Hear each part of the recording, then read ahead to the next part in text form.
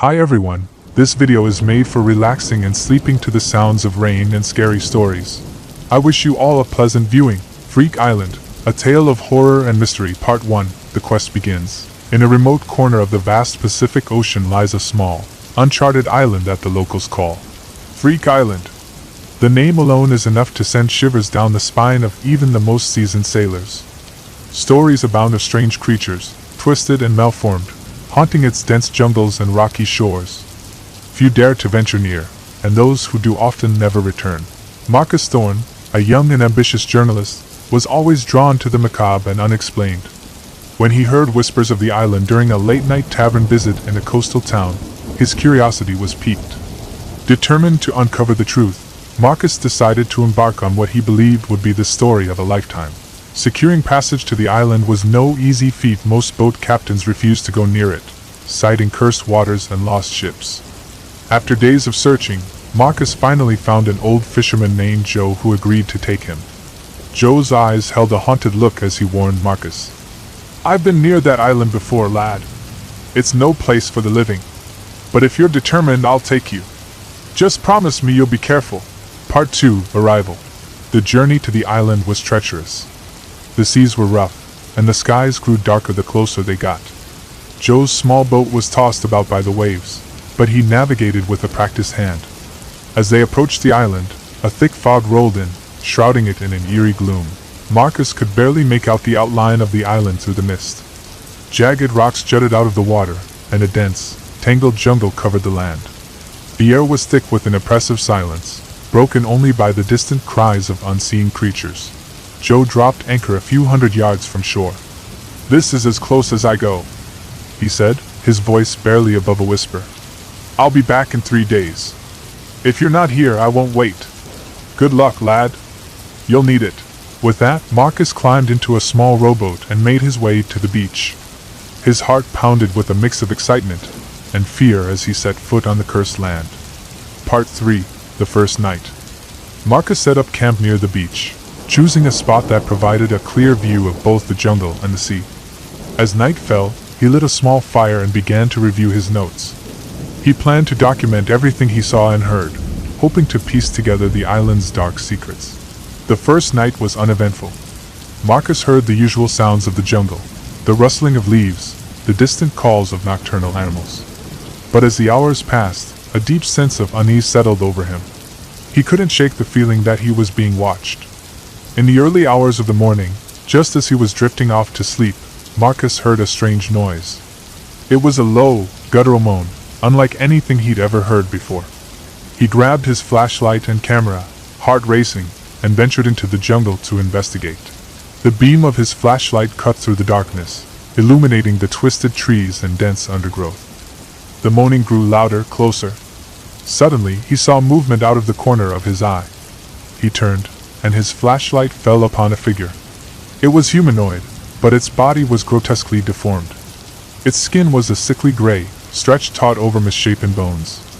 Its eyes were hollow, empty pits, and its mouth hung open in a silent scream. The creature stumbled towards him, its movements jerky and unnatural. Marcus stumbled back, nearly dropping his flashlight. He took a few quick photos before turning and running back to camp. He didn't stop until he reached the safety of his fire, panting and trembling. He spent the rest of the night wide awake, clutching his flashlight and watching the jungle.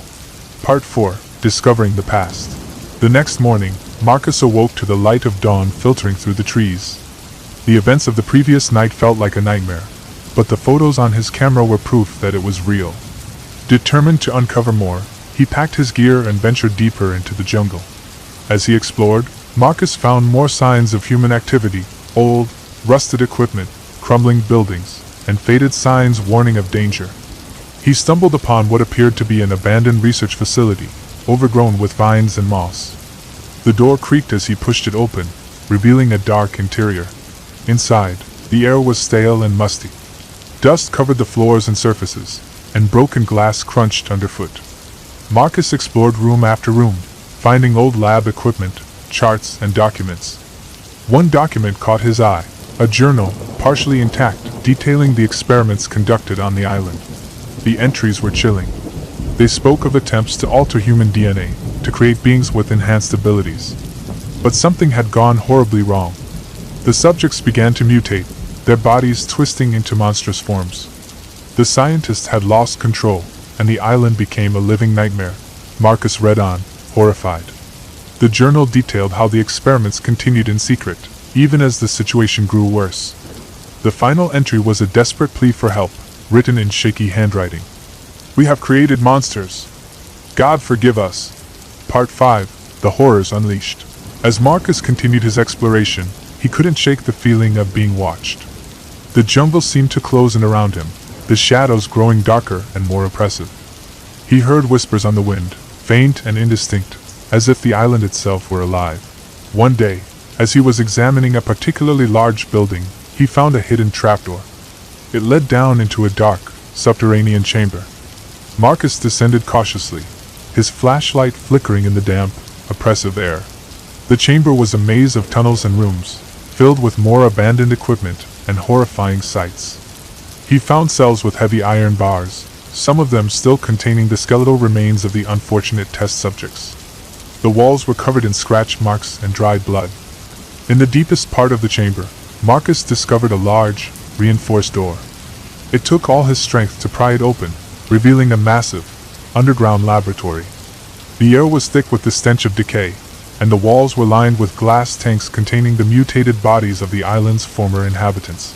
As he explored the lab, Marcus found more journals and documents. They detailed the final days of the facility, when the creatures had broken free and slaughtered the remaining scientists. The experiments had spiraled out of control, and the island had become a prison for the monstrous creations. Suddenly, Marcus heard a noise behind him. He turned, flashlight trembling, and saw a group of the creatures emerging from the shadows. They were grotesque, their bodies twisted and deformed, their eyes filled with a mix of pain and anger. Part 6. The Escape. Panic surged through Marcus as the creatures advanced. He backed away, trying to find an escape route. The creatures moved slowly, but their sheer numbers and horrifying appearance filled him with dread. Marcus stumbled upon a set of emergency stairs leading to the surface. He climbed as fast as he could, the creatures following close behind. He burst out into the daylight, blinded by the sudden brightness. Without pausing to catch his breath, he ran towards the beach. The jungle seemed to come alive with the sounds of pursuit. Branches snapped, and leaves rustled as the creatures closed in. Marcus could see Joe's boat anchored offshore, a beacon of hope in the nightmare. As he reached the beach, he shouted for Joe. The old fisherman, seeing the terror in Marcus's eyes and the creatures behind him, quickly started the engine and steered the boat towards the shore. Marcus waded into the water, the creature's guttural moans growing louder behind him. He clambered into the boat just as Joe pulled alongside. The creatures stopped at the water's edge, their hollow eyes watching as the boat sped away. Epilogue. Back on the mainland, Marcus struggled to come to terms with what he had experienced. He published his story, complete with photos and journal entries, but many dismissed it as fiction. The island remained shrouded in mystery, a dark secret hidden in the ocean's depths. Marcus was forever changed by his encounter with Freak Island. Nightmares haunted his sleep, and the whispers of the island echoed in his mind. He couldn't shake the feeling that the island's horrors were not confined to its shores, that they might one day escape and spread their darkness to the world. And so, the legend of Freak Island lived on, a tale of terror and madness, waiting to ensnare the next curious soul who dared to uncover its secrets. The Meatpacking Horror, Part 1. The Abandoned Plant. In a small, forgotten town in the Midwest stood an old meatpacking plant, long abandoned and shrouded in eerie legends. The plant, once a thriving hub of activity, had fallen into disrepair after a series of gruesome accidents and mysterious disappearances. Locals whispered about the plant being cursed, and no one dared to enter its decaying walls. Sam, a thrill-seeking urban explorer, had heard the stories and decided to investigate. Armed with a flashlight, camera, and a sense of adventure, he made his way to the decrepit building on a cold, moonless night. As he approached, the air grew thick with the stench of rotting meat, and a chill ran down his spine. The massive iron gates stood ajar, creaking ominously in the wind. Sam pushed them open and stepped inside, his footsteps echoing in the vast, empty courtyard. Broken windows and rusted machinery loomed around him, casting long shadows in the dim light. Part 2. Inside the plant, The main entrance was blocked by debris, but Sam found a side door that led into the heart of the plant. The interior was even more foreboding than the outside, with dark corridors lined with broken tiles and walls smeared with old, dried blood. The smell was almost unbearable, a mix of decay and something far more sinister. Sam switched on his flashlight, the beam cutting through the darkness. He made his way through the plant, documenting the eerie scene with his camera. He found old meat hooks, rusty conveyor belts, and massive freezers that still hummed with a faint, unnatural energy. In one of the rooms, he discovered a series of old photographs pinned to the wall. They depicted the plant in its heyday, bustling with workers. But there was something off about the images. The faces of the workers were blurred, and their eyes seemed hollow. The last photo showed a shadowy figure standing in the background, almost imperceptible, yet menacing. Part 3. The First Encounter. As Sam moved deeper into the plant, he began to hear strange noises, faint whispers, the sound of metal scraping against metal, and occasional thuds. He brushed it off as the building settling, but the unease in his stomach grew stronger. In a large processing room, Sam found a giant meat grinder, still slick with old grease and blood. The air was frigid, and he could see his breath in the flashlight's beam. Suddenly, the room grew deathly silent, and he felt a presence behind him. He turned slowly, and his flashlight beam fell on a grotesque figure standing in the shadows. It was a hulking creature, covered in matted fur and dried blood. Its eyes glowed with a malevolent light, and its mouth was filled with sharp, jagged teeth. Sam froze in terror as the creature let out a guttural growl and lunged at him. He barely managed to dive out of the way, the creature's claws scraping against the metal floor. Sam scrambled to his feet and ran, the creature's heavy footsteps echoing behind him. Part 4. The Hunt. Sam darted through the labyrinthine corridors of the plant, his heart pounding in his chest. He could hear the creature's guttural breaths and snarls as it pursued him relentlessly. He tried to lose it by weaving through rooms and hiding behind old machinery, but it seemed to always be one step behind. In his frantic flight, Sam stumbled upon a control room filled with old, dusty monitors and switches. Desperately, he slammed the door shut and barricaded it with a heavy chair. He took a moment to catch his breath, the creature's growls reverberating through the door. The control room provided a brief respite, but Sam knew he couldn't stay there forever. He scanned the room for anything that could help him escape. On one of the dusty monitors, he saw a schematic of the plant, highlighting an emergency exit at the far end of the building. Gathering his courage, Sam prepared to make a run for it. He pushed the chair away and cautiously opened the door, peering into the dark corridor. The creature was nowhere in sight, but he could still hear its distant growls. Part 5. The Descent. Following the schematic, Sam made his way through the plant, trying to stay as quiet as possible. The emergency exit was in the basement, and he had to navigate a series of narrow staircases and tunnels to reach it. The deeper he went, the colder and darker it became. In the basement, the stench of decay was overwhelming.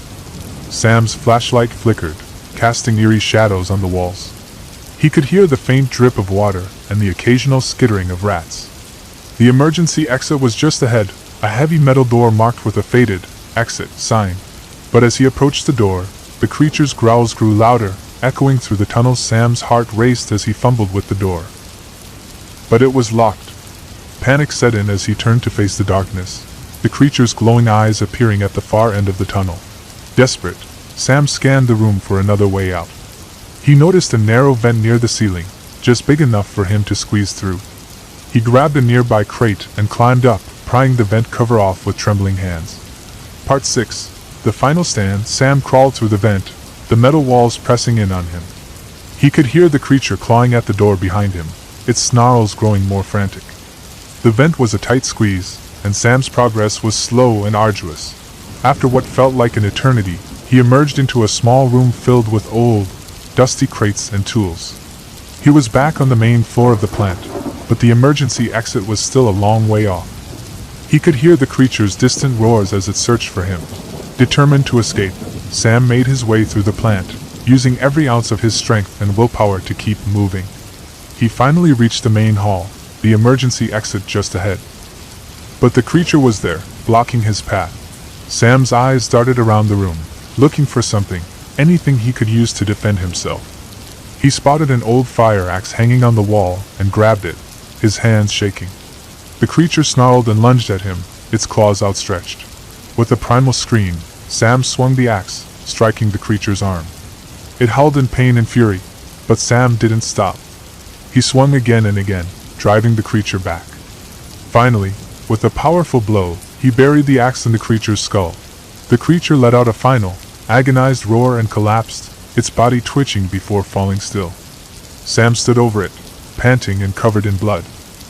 The plant was silent once more, the only sound the echo of his ragged breaths.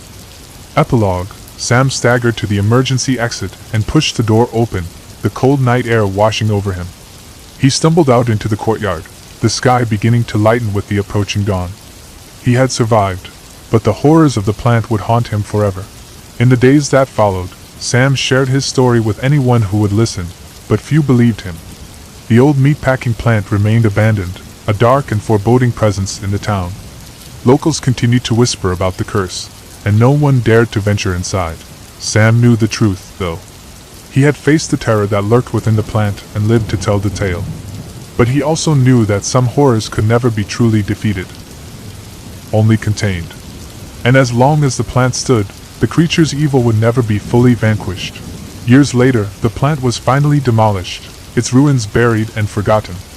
But the memories of that night remained with Sam, a constant reminder of the darkness that can lurk in the most unexpected places. And though the plant was gone, the legend of the meatpacking horror lived on, a chilling tale passed down through generations, warning of the terrors that can arise from man's darkest experiments. The Village That Never Was, Part 1, The Arrival. In the heart of the vast Siberian wilderness, there was a legend of a village that appeared only to those who were lost. This village, known as Nesashesvishi, or the Village That Never Was said to be a haven for lost souls, offering shelter and warmth to travelers who had strayed from their path. But those who found it were never seen again. Alexei, a seasoned hiker and survivalist, had heard the legend many times but dismissed it as folklore. He prided himself on his ability to navigate the harsh Siberian terrain and had planned a solo expedition deep into the wilderness. One cold, foggy morning, he set out with a backpack full of supplies, a map, and his trusty compass. The first few days of the journey were uneventful.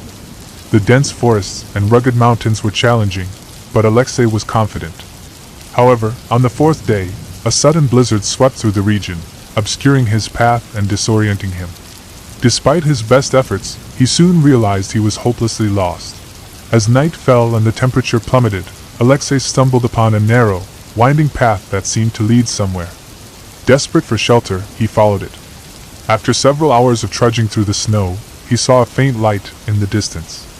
As he approached, he could make out the outlines of quaint wooden houses, their windows glowing warmly.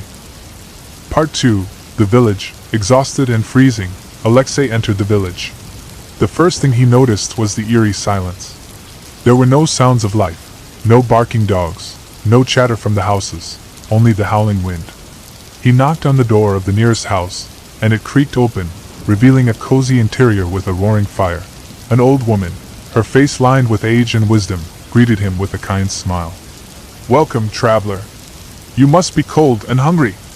Come in and rest." Grateful for the hospitality, Alexei stepped inside. The warmth was comforting, and the smell of freshly baked bread made his stomach growl. The old woman, who introduced herself as Baba Yelena, offered him a hot meal and a place to sleep. As he ate, Alexei asked about the village. Baba Yelena's expression grew somber. "This is Nesashesvishi, a place for those who are lost. You are safe here, but remember, this village is not what it seems." Her words sent a chill down Alexei's spine, but fatigue soon overcame him, and he fell into a deep sleep. Part 3, Strange Occurrences. The next morning, Alexei woke to find the village bustling with activity. Men and women went about their daily chores, and children played in the snow. Everyone seemed friendly, but there was an underlying sense of unease that Alexei couldn't shake. As he explored the village, he noticed peculiar things. The villagers avoided talking about their past or how they came to be there. There were no roads leading out of the village, and the surrounding forest seemed impenetrable. Every attempt Alexei made to leave the village resulted in him circling back to the same spot. Days turned into weeks, and Alexei began to realize that the village had a strange effect on time. His sense of days and nights blurred, and he couldn't remember how long he had been there. The villagers, too, seemed trapped in a loop, repeating the same actions day after day. One night, while wandering the village, Alexei heard a soft humming coming from the old church at the village's edge. Curious, he entered the church and found Baba Yelena kneeling before the altar, chanting in a language he didn't understand. Part 4. The Revelation. Baba Yelena turned to him, her eyes glowing with an unnatural light. "You should not be here, Alexei. This village exists between worlds, a refuge for lost souls. But it comes at a price. Those who stay here can never leave." Alexei felt a surge of panic. "I have to get out of here. There must be a way." Baba Yelena sighed. "There is one way, but it is dangerous. You must find the heart of the village, a place hidden deep within the forest. There, you will face the guardian of Nesashestvisi. If you defeat it, you may break the curse and leave." Desperate, Alexei agreed. Baba Yelena gave him a map and a small, intricately carved dagger. "This will protect you. Go now, before it's too late." Part 5. The journey into the forest. Armed with the map and the dagger, Alexei ventured into the forest. The path was treacherous, filled with twisted trees and thick underbrush. As he moved deeper, the forest seemed to come alive, shadows shifting and whispers echoing through the trees. After what felt like hours, Alexei reached a clearing. In the center stood a massive, ancient tree with a hollow trunk. He knew this was the heart of the village. Steeling himself, he stepped inside. The hollow opened into a cavernous space, dimly lit by an eerie, bluish light. At the center of the cavern was a pool of dark water, and beside it stood a creature unlike any Alexei had ever seen. It was tall and humanoid, but its skin was pale and translucent, its eyes black voids, and its hands ended in sharp claws. The creature hissed, its voice echoing in the cavern. "You dare to challenge me, human?" Part 6. The Battle. Alexei gripped the dagger tightly, his heart pounding. The creature lunged at him with blinding speed. He dodged, barely avoiding its claws. Remembering Baba Yelena's words, he thrust the dagger at the creature, aiming for its heart. The blade pierced the creature's skin, and it let out a blood-curdling scream. Black, viscous blood oozed from the wound as the creature staggered back. But it wasn't defeated yet. It swiped at Alexei, catching him across the chest and sending him sprawling to the ground. Pain seared through Alexei, but he forced himself to stand. He knew he had to end this. Summoning all his strength, he lunged at the creature again, this time driving the dagger deep into its heart. The creature let out one final, agonized scream before collapsing into a pool of darkness. The cavern began to tremble, and the eerie light faded, replaced by the warm glow of dawn. Epilogue. The escape. Alexei stumbled out of the forest, the village of Nesashestvisi nowhere in sight. He found himself at the edge of the Siberian wilderness, the familiar landscape a welcome sight. The curse had been broken, and he was free. He returned to civilization, his ordeal in the village that never was etched into his memory. He shared his story with anyone who would listen, but most dismissed it as a fanciful tale. Despite the skepticism, Alexei knew the truth. Nesashestvisi remained a legend, a mysterious place that existed between worlds. And though Alexei had escaped its grasp, he could never forget the horrors he had faced and the lost souls he had left behind. The Basement Door. Part 1. The new home. Tom and Lisa were a young couple who had just bought their first home, an old Victorian house in a quiet, rural town. They were thrilled with their purchase, charmed by the house's character and its sprawling, overgrown garden. The house had been vacant for several years, and while it needed some work, they saw it as a project they could take on together. The first few weeks were spent cleaning and making minor repairs. One afternoon, while sorting through boxes in the basement, Tom noticed a door he hadn't seen before. It was a heavy, old wooden door at the far end of the basement, partially hidden behind a stack of old furniture. Curious, he called Lisa over. "Hey, have you seen this door?" Tom asked. Lisa shook her head. "No, I haven't. It must have been blocked off by the furniture." Tom tried the handle, but it wouldn't budge. "It's locked. Maybe we should leave it for now," Lisa suggested, feeling an odd sense of unease. Tom nodded, but the mystery of the door lingered in his mind. Part 2. The Key.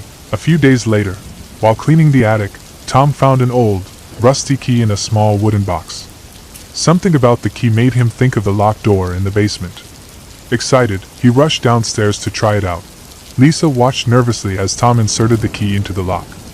With a bit of effort, the key turned, and the door creaked open, revealing a dark, narrow staircase leading down into a deeper part of the basement. "Are you sure this is a good idea?" Lisa asked, her voice trembling slightly. "Come on, it's just another part of the house," Tom reassured her, grabbing a flashlight. They descended the stairs together, the air growing colder with each step. The flashlight beam revealed a long, narrow hallway lined with old wooden beams. The walls were damp, and the smell of mold was overpowering. At the end of the hallway, they found another door. This one was made of metal, with strange, intricate carvings. Tom reached out to open it, but Lisa grabbed his arm. "Tom, I have a bad feeling about this," she whispered. Tom hesitated but then pulled the door open. The room beyond was small and bare, except for an old wooden chest in the center. Part 3. The chest. The chest was covered in dust and cobwebs, and it looked as if it hadn't been touched in decades. Tom wiped away the dirt and opened it. Inside, they found a collection of old, yellowed papers and a small, leather-bound book. Lisa picked up the book and started to read. It was a diary, written by a previous owner of the house. The entries detailed strange occurrences and unexplained events that had plagued the family. The final entry was particularly chilling. "The door in the basement must never be opened. We have sealed it to keep the darkness contained. To whoever finds this, heed our warning, do not disturb what lies beyond." Lisa's hands trembled as she closed the diary. "We need to leave this alone, Tom. This is serious." But Tom was fascinated. "It's just an old diary. There's probably a logical explanation for everything." Part 4. The darkness. That night, strange things began to happen. They heard footsteps echoing through the house, and doors that they knew had been closed were found ajar. The temperature in the house dropped suddenly, and they both felt an overwhelming sense of dread.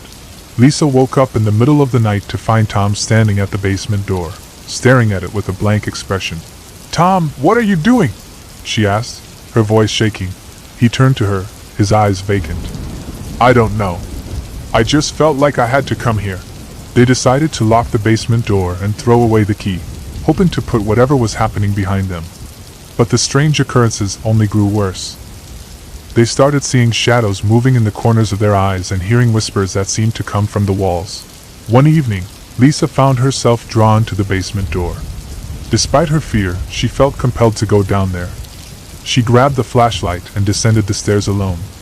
When she reached the metal door at the end of the hallway, it was open. The chest in the room was also open, and the papers and diary were scattered on the floor. Lisa picked up the diary, and as she did, a cold hand grabbed her wrist. She screamed and turned to see a figure standing in the doorway. It was a woman, her face gaunt and her eyes hollow. "You should not have opened the door," the woman whispered. "Now it is too late." Part 5. The escape. Lisa bolted up the stairs, her heart pounding. She found Tom in the living room, his face pale and his eyes wide with terror. "We need to get out of here," Lisa gasped. Tom nodded, and they both rushed to gather their things. As they were about to leave, the lights in the house flickered and went out. The temperature dropped even further, and they could hear the sound of heavy footsteps coming up the basement stairs. They ran to the front door, but it wouldn't open. Panic set in as they realized they were trapped. The footsteps grew louder, and they could feel a presence closing in on them. "Tom, what do we do?" Lisa cried. Tom grabbed a fireplace poker and stood in front of Lisa, ready to defend them from whatever was coming. The footsteps stopped, and for a moment, there was complete silence.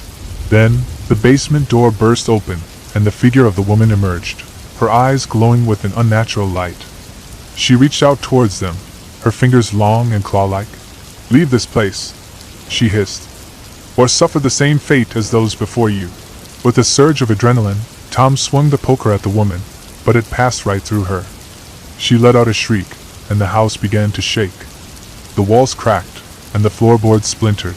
Realizing they had no other choice, Lisa grabbed the diary and threw it into the fireplace. The flames roared to life, consuming the pages. The woman let out a final, piercing scream before disappearing into a cloud of smoke. Epilogue: the house fell silent, and the temperature returned to normal. The front door swung open, and Tom and Lisa fled into the night. They drove away, not looking back, until they reached the next town. They never returned to the old Victorian house, and it soon fell into ruin. The locals avoided it, calling it cursed. Years later, the house was demolished, but the legend of the basement door persisted. Tom and Lisa moved to a new city, trying to forget the horrors they had experienced. But every now and then, they would wake up in the middle of the night, haunted by the memory of the cold, dark basement and the figure that had warned them to leave, and they would wonder, in the quiet moments before dawn, if they had truly escaped the darkness that lay beyond the door. The Doll in the Attic Part 1: The Discovery. Lena and her family moved into an old, colonial-style house in a small, sleepy town. The house was charming and full of history, with creaky wooden floors and a sprawling attic that had been left untouched for decades. As the family settled in, Lena's curiosity got the better of her, and she decided to explore the attic. The attic was dusty and filled with old furniture, boxes, and forgotten trinkets. While rummaging through a trunk of old clothes, Lena stumbled upon an ornate wooden box. It was intricately carved with strange symbols and locked with a rusty latch. With some effort, she managed to pry it open. Inside the box was an old porcelain doll. The doll had piercing blue eyes, curly blonde hair, and a delicate, almost lifelike face. It was dressed in a faded, elegant gown. Despite its age, the doll was in remarkably good condition. Lena, enchanted by its beauty, decided to keep it and named it Emily. Part 2: The Unease. From the moment Lena brought Emily into her room, strange things began to happen. At night, she heard faint whispers and the sound of footsteps outside her bedroom door. Objects in her room would move or go missing, only to reappear in odd places. Lena's younger brother, Max, was the first to notice the doll's unsettling presence. He claimed that he saw the doll's eyes following him around the room and swore that its expression would change when no one was looking. Lena dismissed his fears as childish imagination, but deep down, she felt an inexplicable sense of unease. One evening, while Lena was brushing her hair, she caught a glimpse of Emily in the mirror. For a split second, she thought she saw the doll's lips move. Shaken, she quickly turned around, but the doll sat motionless on the shelf, its blank eyes staring into space. Part 3: The History. Determined to uncover the truth about the doll, Lena began researching the history of the house and its previous owners. She discovered that the house had once belonged to a wealthy family in the late 1800s. Their young daughter, Emily, had died under mysterious circumstances. Shortly after her death, the family left the house, leaving behind all their possessions. Lena found an old newspaper article detailing Emily's death. It mentioned that the little girl had been found lifeless in her room, clutching her favorite doll. The cause of death was never determined, and rumors of a cursed doll began to circulate in the town. Part 4: The Haunting. As Lena delved deeper into the doll's history, the disturbances in the house intensified. The whispers grew louder, and the footsteps became more frequent. Lena's parents, initially skeptical, began to experience the strange occurrences themselves. Doors would slam shut on their own, and cold drafts would sweep through the house, even in the middle of summer. One night, Lena woke up to find Emily sitting at the foot of her bed. Terrified, she threw the doll back into the attic, hoping to put an end to the haunting.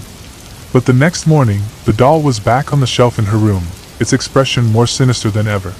Desperate, Lena contacted a local historian and paranormal expert, Mrs. Hawthorne. Mrs. Hawthorne visited the house and immediately sensed a malevolent presence. She explained that the doll was a vessel for Emily's restless spirit, trapped between worlds and unable to find peace.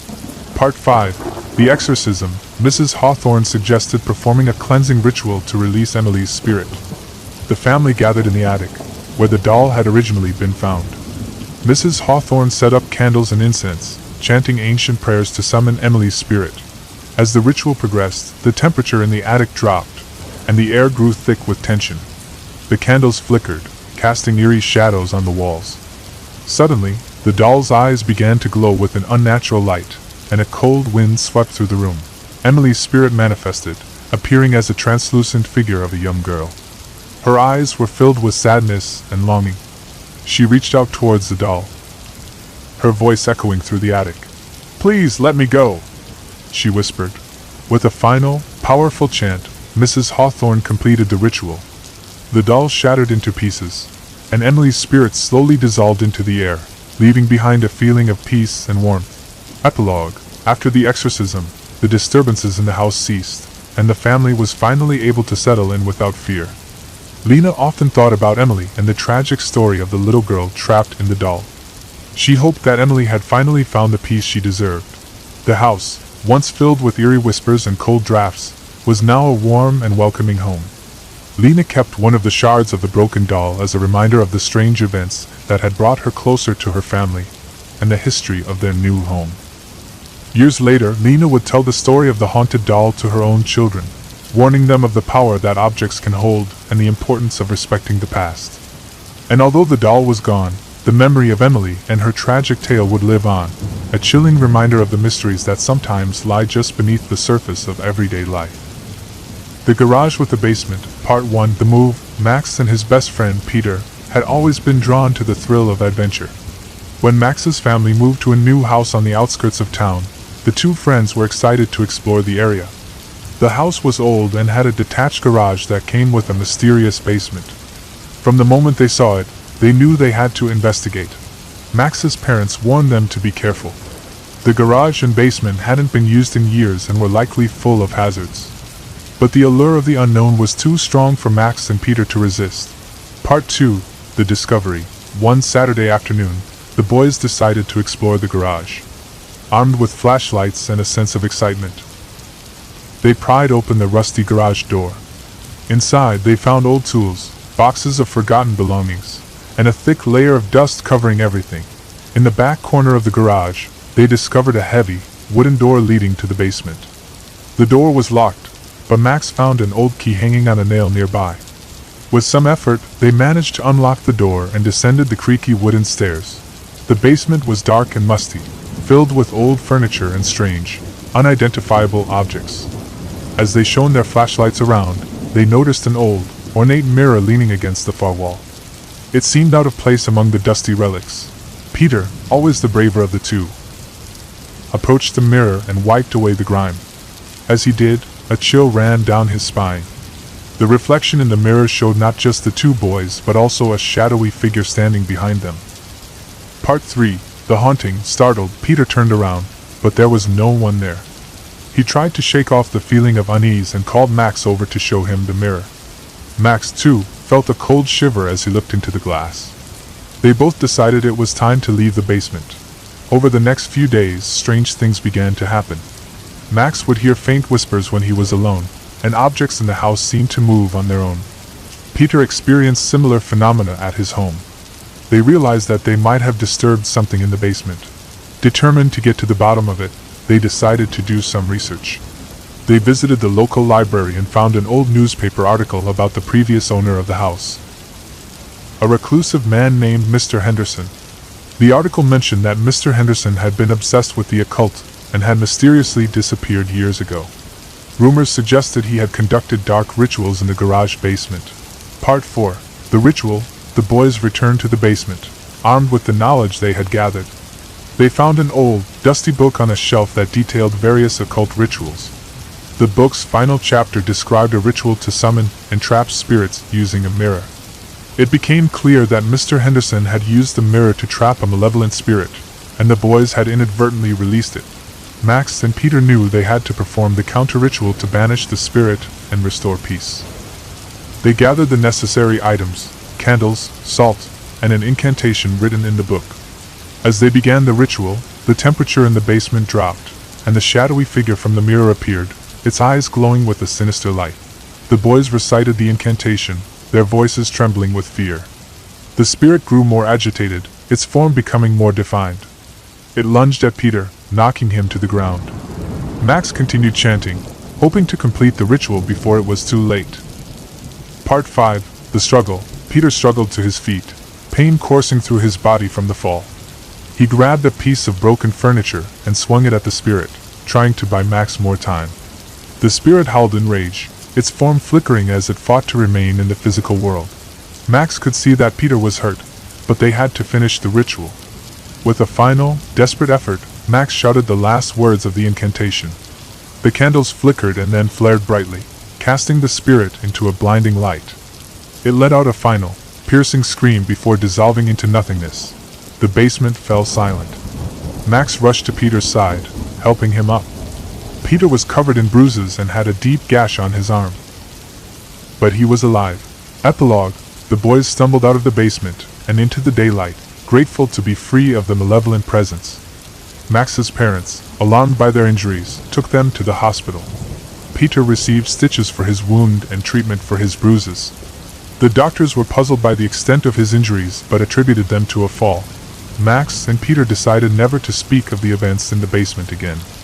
They agreed to stay away from the garage and its dark history.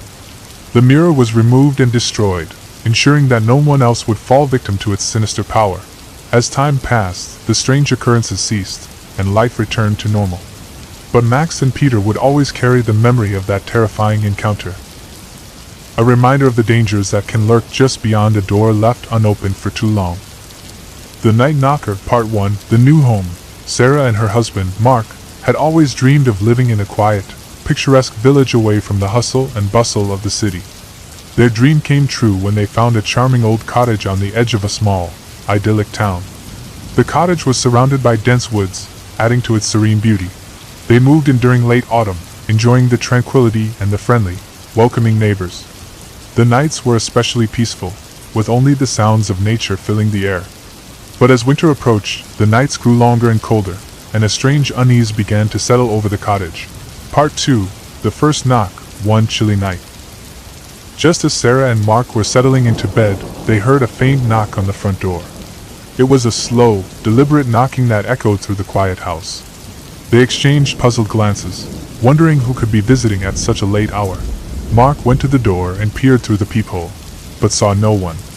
He opened the door slightly and looked outside, but the porch and the yard were empty. Shaking his head, he closed the door and returned to bed, dismissing it as a prank or perhaps the wind playing tricks. But the knocking continued over the next few nights, always at the same time, midnight. Each time Mark checked, there was no one there. The pattern persisted, and they began to feel a growing sense of dread. Part 3. The Legend. Determined to get to the bottom of the mystery, Sarah decided to ask their neighbors if they had experienced anything similar. She visited Mrs. Abernathy, an elderly woman who had lived in the village her entire life. When Sarah mentioned the knocking, Mrs. Abernathy's face turned pale. "You've heard the night knocker," she whispered. "It's an old legend around here. They say a spirit wanders the village at night, knocking on doors, looking for someone to let it in." Sarah's skin prickled with fear. "What happens if someone lets it in?" Mrs. Abernathy shook her head. "No one knows for sure. But the stories say that those who do are never seen again." Part 4. The Investigation. That night, Sarah and Mark stayed up, determined to catch whoever, or whatever, was knocking on their door. They set up a camera on the porch, aimed directly at the front door, hoping to capture footage of the mysterious visitor. At midnight, the knocking started again. Slow, deliberate, and insistent. They watched the camera feed on their laptop, but to their horror, the porch was empty. The knocking grew louder, echoing through the house, yet there was nothing on the screen. Suddenly, the camera feed flickered, and the image distorted. For a brief moment, they saw a shadowy figure standing at the door, its face obscured. Then the feed went black. Panic set in as the knocking grew more aggressive, shaking the door on its hinges. Part 5. The Confrontation. Mark grabbed a flashlight and cautiously approached the door. Sarah stayed behind, clutching her phone, ready to call for help. As Mark opened the door, the knocking stopped. He shone the flashlight into the darkness, revealing nothing but the empty yard and the edge of the woods. "There's no one here," he called back to Sarah, but the words had barely left his mouth when he felt an icy breath on his neck. He turned around, and standing in the doorway was the shadowy figure from the camera feed. It was tall and gaunt, with hollow eyes and a gaping mouth. Its presence exuded a palpable sense of malevolence. Mark stumbled back, his heart pounding. The figure stepped forward. Crossing the threshold, Sarah screamed and ran to Mark's side. Together, they backed away from the entity, which seemed to glide rather than walk. Its eyes, dark and empty, locked onto theirs. "You must not let it in!" Mrs. Abernathy's words echoed in Sarah's mind. Gathering her courage, she grabbed the door and slammed it shut, trapping the figure outside. The knocking resumed, more furious than ever. Part 6. The Escape.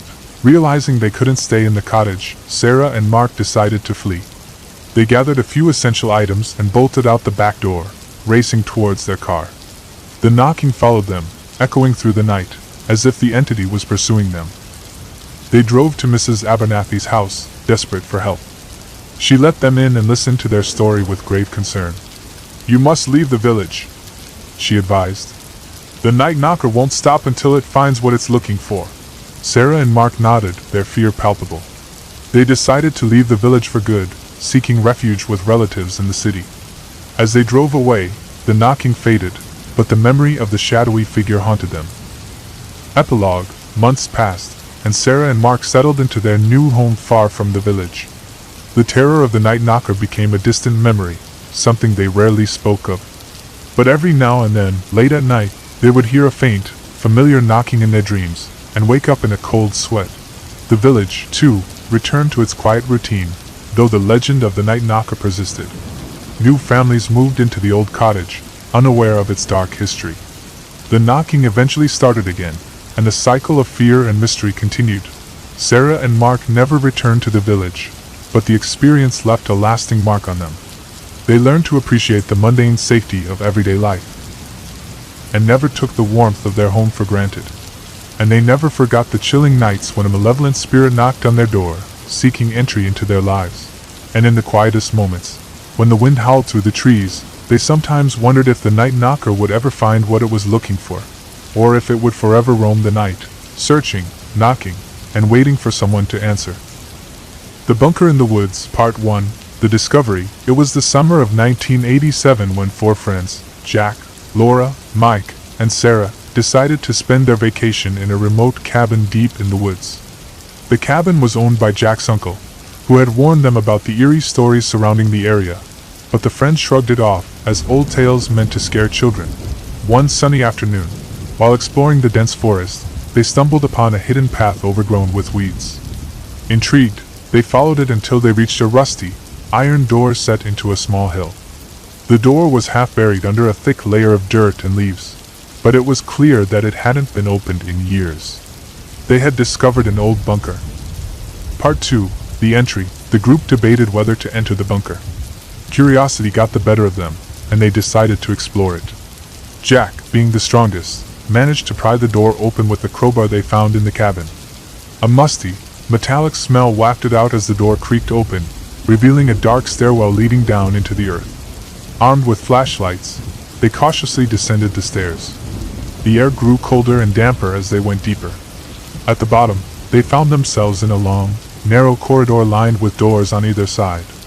The walls were covered in peeling paint, and the floor was littered with debris. Part 3. The Haunting. The first room they entered appeared to be an old storage area, filled with rusted cans and broken equipment. As they moved deeper into the bunker, they discovered what seemed to be living quarters, bunk beds, a small kitchen, and a common area. Everything was coated in a thick layer of dust, untouched for decades. In the back of the bunker, they found a door marked "Restricted." It was locked, but Mike managed to pick the lock with a hairpin. Inside, they discovered a small laboratory filled with strange equipment, and shelves lined with jars containing unidentifiable substances. On a dusty desk, they found an old journal. The journal belonged to a scientist named Dr. Richard Marlowe, who had been conducting experiments in the bunker during the Cold War. The entries grew increasingly erratic, detailing his descent into madness. He wrote about hearing whispers in the dark and seeing shadowy figures moving just out of sight. The final entry was scrawled hastily. "I have to finish it before they find me. The voices, they won't stop. They're coming for me." Part 4. The Unraveling. Disturbed by the journal, the friends decided to leave the bunker. As they made their way back to the stairs, they heard a faint whisper echoing through the corridor. It sounded like someone calling their names. Their flashlights flickered, and the temperature dropped further. Panic set in as they realized they weren't alone. Shadows moved along the walls, and the whispering grew louder, more insistent. They hurried up the stairs, but the iron door slammed shut before they could reach it. They were trapped.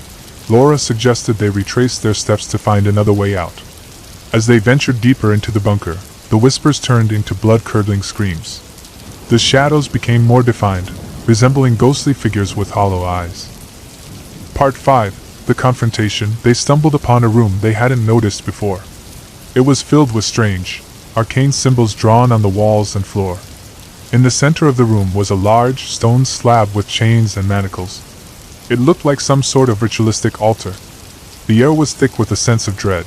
Suddenly, the door to the room slammed shut, and the ghostly figures materialized fully. They were the spirits of Dr. Marlowe and his unfortunate test subjects, their faces twisted in agony. The friends realized that the experiments conducted in the bunker had unleashed something truly malevolent. The spirits circled them, their wails piercing the air. Jack, driven by a surge of adrenaline, grabbed an old iron rod and swung it at the spirits. To their surprise, the rod passed through the spirits, but the symbols on the walls began to glow. The spirits recoiled, as if the symbols were holding them back. Part 6. The Escape. Sarah, the most intuitive of the group, realized that the symbols were a form of protection against the spirits. She quickly instructed the others to draw the symbols on themselves using the chalk that lay scattered on the floor. The spirits hesitated, their forms flickering. With the spirits momentarily held at bay, they searched the room for any other exit. Behind a bookshelf, they found a hidden door. It led to a narrow, winding tunnel that seemed to go on forever. They had no choice but to follow it. The tunnel was claustrophobic and seemed to close in around them. The screams and whispers followed, growing fainter but never completely fading. After what felt like hours, they emerged into the forest, far from the bunker. The fresh air was a welcome relief. Epilogue. The friends never spoke of the bunker again. They left the cabin the next day, unable to shake the feeling of being watched. The shadows and whispers haunted their dreams, a constant reminder of their brush with the unknown. Years later, Jack returned to the area out of morbid curiosity. The path to the bunker had vanished, swallowed by the forest. It was as if the bunker had never existed. But he knew better. The spirits of Dr. Marlowe and his victims were still there, waiting in the darkness for the next unwary souls to stumble upon their resting place. And the whispers in the night continued, carried by the wind through the trees, echoing with the torment of souls trapped in a bunker lost to time. The Abandoned Asylum. Part 1. The Urban Legend. In the small town of Hollowbrook, there was an abandoned psychiatric hospital on the outskirts that had long been the subject of local legends and ghost stories. Known as Hollowbrook Asylum, it had been shut down in the late 1960s after numerous allegations of inhumane treatments and mysterious patient deaths. The townspeople avoided the area, and it quickly fell into disrepair, becoming overgrown and forgotten. Despite the warnings, the asylum attracted thrill-seekers and ghost hunters from time to time. Most left with only eerie stories and a sense of unease, but no one had ever stayed long enough to uncover its darkest secrets. Part 2. The Dare. One chilly autumn night, a group of friends, Alex, Jamie, Lily, and Ben, decided to explore the asylum. It was Jamie's idea, sparked by a dare from a mutual friend.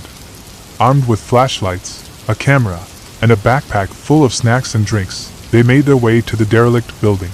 The asylum loomed before them, its broken windows like empty eyes watching their approach. The front doors hung ajar, creaking in the wind. The friends hesitated at the threshold, exchanging nervous glances, but Jamie, always the bravest, stepped inside first. The others followed, their flashlights cutting through the darkness. Part 3. The Exploration. Inside, the asylum was a maze of crumbling hallways and decaying rooms.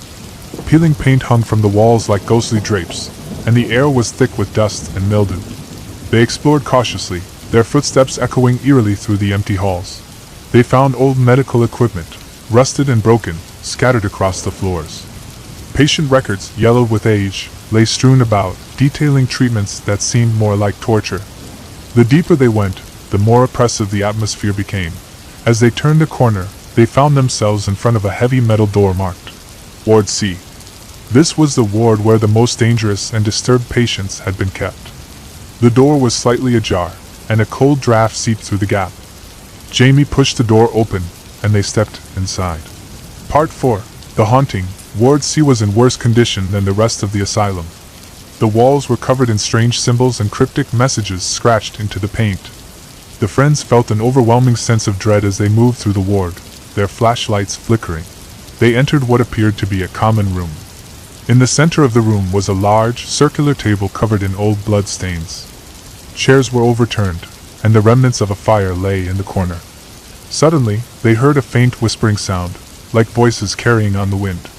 It seemed to come from all directions. Lily felt a chill run down her spine and turned to leave, but the door slammed shut behind them with a loud bang. Panic set in as they tried to open it, but it wouldn't budge. The whispering grew louder, and shadows seemed to move in the corners of their vision. Ben, trying to stay calm, suggested they look for another exit. They ventured deeper into the ward, the sense of being watched growing stronger. They entered a room that had once been used for electroshock therapy. The equipment lay in rusted heaps, and the smell of burnt flesh still lingered in the air. Part 5. The Revelation. In the corner of the room, they found a hidden door leading to a narrow staircase descending into the darkness. With no other option, they cautiously made their way down. At the bottom, they discovered a secret basement level that wasn't on any of the asylum's blueprints. The basement was a network of cells and small rooms, all filled with old, rusted medical equipment and strange devices. It became clear that this was where the asylum's darkest experiments had taken place. They found journals detailing horrific treatments and experiments conducted on the patients, written by a Dr. Harold Grant, the asylum's head psychiatrist. The journals revealed that Dr. Grant had been obsessed with curing mental illness through extreme methods, including lobotomies and experimental drugs. His writings grew increasingly deranged, suggesting that he believed he could communicate with the dead through his patients. As they read the final entries, the friends heard footsteps approaching.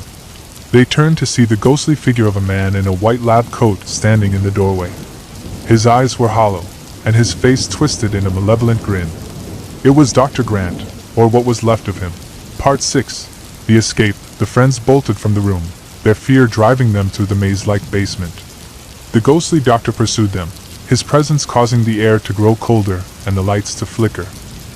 They reached a dead end, but Ben noticed a loose panel in the wall. With a desperate push, they broke through, finding themselves in an old service tunnel. They ran through the tunnel, hearing the doctor's laughter echoing behind them. The tunnel led them to an old, rusty ladder that climbed up to a hatch. They scrambled up, emerging into the forest behind the asylum. Gasping for breath, they ran through the woods until they reached the safety of their car. They didn't stop driving until they were miles away from the asylum, vowing never to return. Epilogue. Back in town, they told their story to a local historian who confirmed the dark history of Hollowbrook Asylum. Dr. Grant had indeed conducted horrific experiments, and was believed to have gone mad before his mysterious disappearance. The asylum was closed shortly after, and the true extent of his atrocities was never fully uncovered. The friends never spoke of the asylum again, but the experience left a permanent mark on them. They couldn't forget the ghostly figure of Dr. Grant, and the whispers that still haunted their dreams. The abandoned asylum remained, a decaying monument to madness and cruelty, and a place where the echoes of the past refused to rest. And in the quietest nights, if you listened closely, you could still hear the whispers of the patients and the laughter of Dr. Grant, lingering in the shadows of Hollowbrook Asylum. The Cemetery Visit. Part 1. The Dare. It was a cold October evening when John and Eric, two high school friends, found themselves bored and restless. They had been friends since childhood and shared a love for thrill-seeking and adventure. On this particular night, they decided to venture into the old cemetery on the outskirts of their small town. The cemetery was rumored to be haunted, and the local legends only added to its allure. "Are you sure about this?" John asked, looking at the overgrown path leading to the cemetery gate. Eric grinned, holding up his phone to capture the moment. "Come on, it'll be fun. We'll take some pictures, maybe catch a ghost on camera. Besides, it's just an old cemetery." With a mixture of excitement and trepidation, they set off down the path, the moonlight casting eerie shadows through the trees. Part 2. The Entrance. The cemetery gate creaked open with a sound that sent shivers down their spines. Inside, the air was colder, and a thick fog began to roll in, obscuring the tombstones. The friends stepped through the gate, their flashlights cutting through the gloom. "Let's stick together," John suggested, feeling a growing sense of unease. They wandered among the graves, reading the inscriptions and marveling at the age of some of the tombstones. Many were cracked and weathered, covered in moss and ivy. As they ventured deeper, the fog grew thicker. and the night seemed to grow darker. Part 3. The Discovery. Near the center of the cemetery, they stumbled upon an old, decrepit mausoleum. The entrance was partially covered by vines, and the stone door was ajar. Eric's curiosity got the better of him, and he pushed the door open, revealing a dark interior. "Let's check it out," he said, stepping inside. John hesitated but followed, his flashlight revealing dusty coffins and cobwebs. The air was musty and filled with the scent of decay. As they explored the mausoleum, they found an old journal lying on a stone pedestal. The cover was cracked and faded, but the pages were surprisingly intact. Eric opened the journal and began to read aloud. It belonged to a caretaker named Thomas, who had worked at the cemetery in the late 1800s. The entries detailed strange occurrences, unexplained noises, moving shadows, and sightings of ghostly figures. The final entry was particularly disturbing. "I can hear them whispering at night. The dead are restless, and they call my name. I fear I am losing my mind. If anyone finds this journal, beware. Do not disturb their rest." A chill ran down their spines as they read the words. Suddenly, a loud bang echoed through the mausoleum, causing them to jump. Part 4. The Haunting. They turned to see the mausoleum door had slammed shut. Panic set in as they tried to open it, but it wouldn't budge. The temperature dropped further, and they heard faint whispers echoing through the chamber. Their flashlights flickered, casting eerie shadows on the walls. "We need to get out of here," John said, his voice trembling. They searched for another exit but found none. The whispers grew louder, and the shadows seemed to move on their own. Eric's flashlight caught a figure standing in the corner, a ghostly apparition of an old man, his eyes hollow and filled with sorrow. "It's Thomas," Eric whispered, recognizing the description from the journal. The ghostly figure pointed towards the back of the mausoleum, where they found a hidden trapdoor. Desperate to escape, they pried it open and descended into a dark tunnel beneath the cemetery. Part 5. The Escape. The tunnel was narrow and damp, the walls covered in roots and dirt.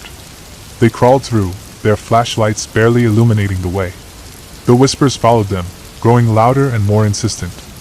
The tunnel seemed to go on forever, twisting and turning. Just when they thought they couldn't go any further, they saw a faint light ahead. They emerged into an old crypt, the air stale and suffocating. In the center of the crypt was an ancient, ornate coffin. The lid was slightly open, and inside they saw the skeletal remains of Thomas, clutching a rusted key in his bony hand. Eric reached for the key, hoping it would open the mausoleum door, but as he touched it, the whispers turned into a deafening roar. The crypt shook, and the ghostly figure of Thomas appeared once more, his face twisted in anger. "You should not have come here," the ghost hissed. "You have disturbed the rest of the dead, and now you must pay." The friends backed away, their hearts pounding. The walls of the crypt began to close in, and the air grew colder. In a desperate bid to escape, they grabbed the key and ran back through the tunnel, the ghostly figure pursuing them. Part 6. The Confrontation.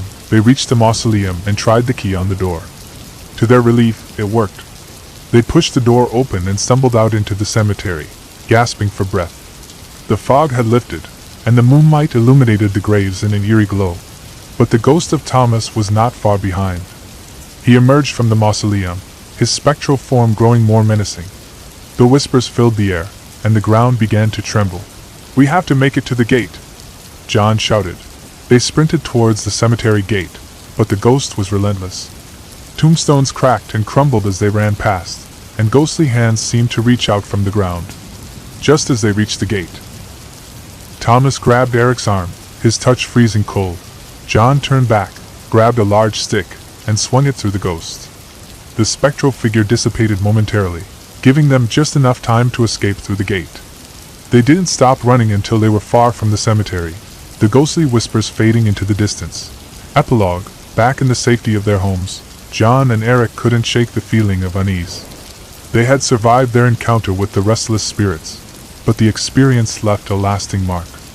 They vowed never to return to the cemetery and warned others to stay away. But the legends of Hollowbrook Cemetery continued to grow, and the whispers of the dead persisted, waiting for the next curious souls to venture into their domain. And on quiet nights, if you listened closely, you could still hear the mournful cries of Thomas and the restless spirits, forever haunting the shadows of the old cemetery. Thanks for watching. Best wishes for success to all.